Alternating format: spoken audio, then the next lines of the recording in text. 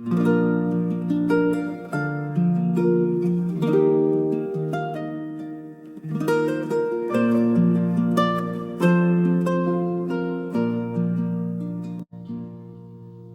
jy al gesien teen die einde van die winter,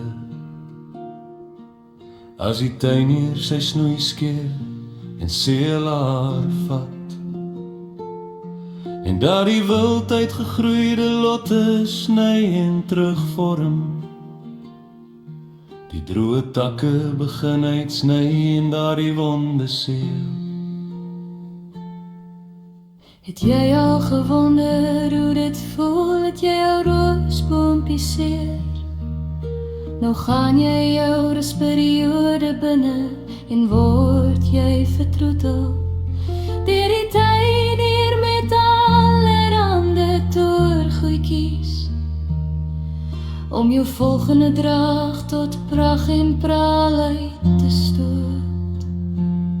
So kom die bloeiseltyd nader met pragt en praal, en word deur jou familielede bewonder en bespreek, van die mooiste kleure wit, pinke pers, en dan ook die pragtigste rooi rose.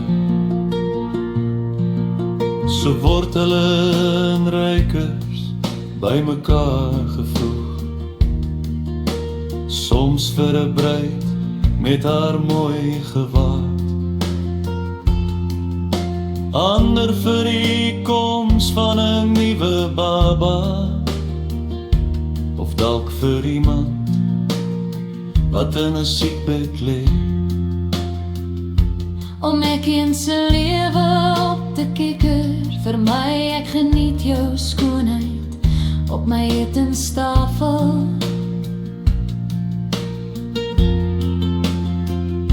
Enker roos in enige kleur of dalk 'n bos gemyn met die pragtigste kleure.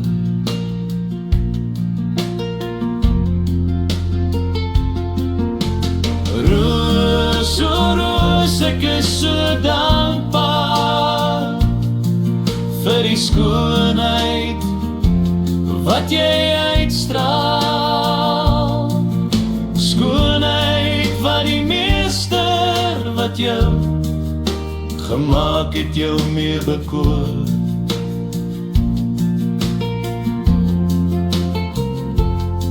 Of dit 'n roos op my tafel, 'n prentjie in my boek, of 'n foto op my skerm is, vir jou met jou skoonheid bewonder ek. Dankie vir die plesier wat jy my altyd verskaf. Roos, o mooie roos, ek waardeer jou.